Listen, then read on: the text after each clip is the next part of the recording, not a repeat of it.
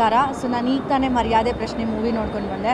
Actually ನಾವೆಲ್ಲ ಮರ್ಯಾದೆ ಅಂದರೆ ಬೇರೆ ಏನೋ ಅಂದ್ಕೊಂಡಿರ್ತೀವಿ, ಬಟ್ ಆ್ಯಕ್ಚುಲಾಗಿ ಸಿನಿಮಾ ಒಂದು ಮೆಸೇಜ್ ಕೊಡುತ್ತೆ ಮರ್ಯಾದೆ ಅಂದರೆ ಏನು ಅಂತ. So that message was really good. And ತುಂಬ ದಿನ ಆದಮೇಲೆ ನಾನು ರಾಕೇಶ್ ಅವ್ರನ್ನ ಸ್ಕ್ರೀನ್ ಮೇಲೆ ನೋಡಿದ್ದು ಸಖತ್ ಖುಷಿ ಕೊಡ್ತು. ಬಿಕಾಸ್ ತುಂಬ ದಿನ ಆಗಿತ್ತು ರಾಕೇಶ್ ಅವ್ರನ್ನ ಸ್ಕ್ರೀನ್ ಮೇಲೆ ನೋಡಿದ್ದು. ಸೊ ಓವರ್ ಆಲ್ ಮೂವಿ ಕೂಡ ಒಳ್ಳೆ ಸೋಷಿಯಲ್ ಮೆಸೇಜ್ ಇದೆ, ಹಾಗೆ ತುಂಬ ಎಂಟರ್ಟೈನಿಂಗ್ ಆಗೂ ಕೂಡ ಇದೆ. ಸೊ ಐ ಥಿಂಕ್ ಎಲ್ಲರೂ ಹೋಗಿ ಮೂವಿನ ವಾಚ್ ಮಾಡಲೇಬೇಕು. ಹಾಯ್ ಎಲ್ರಿಗೂ ನಮಸ್ಕಾರ. ನಾನು ಅಕ್ಷತಾ ಮಾತಾಡ್ತಾ ಇರೋದು. ಆ್ಯಂಡ್ ತುಂಬ ದಿನಗಳ ನಂತರ ನಮ್ಮ ಕನ್ನಡ ಇಂಡಸ್ಟ್ರಿಯಲ್ಲಿ ಇಂಥ ಒಳ್ಳೆ ಒಂದು ಮೆಸೇಜ್ ಇರುವಂಥ ಫಿಲಮ್ ನೋಡ್ತಾ ಇರೋದು.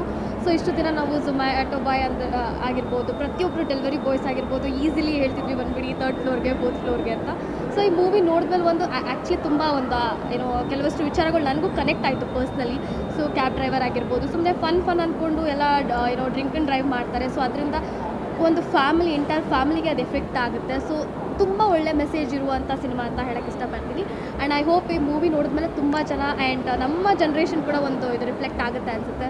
ಸೊ ಪ್ರತಿಯೊಬ್ಬರು ಕುಡ್ತಿ ವಾಹನಗಳನ್ನು ಚಲಾಯಿಸೋದನ್ನ ಕಮ್ಮಿ ಮಾಡಬೇಕು ಅಂತ ನನಗೆ ಪರ್ಸ್ನಲಿ ಅನಿಸ್ತು. ಆ್ಯಂಡ್ ಓವರ್ ಆಲ್ ಒಂದು ಒಳ್ಳೆ ಸಿನಿಮಾ ಅಂತ ಹೇಳೋಕ್ಕೆ ಇಷ್ಟಪಡ್ತೀನಿ. Thank you so much.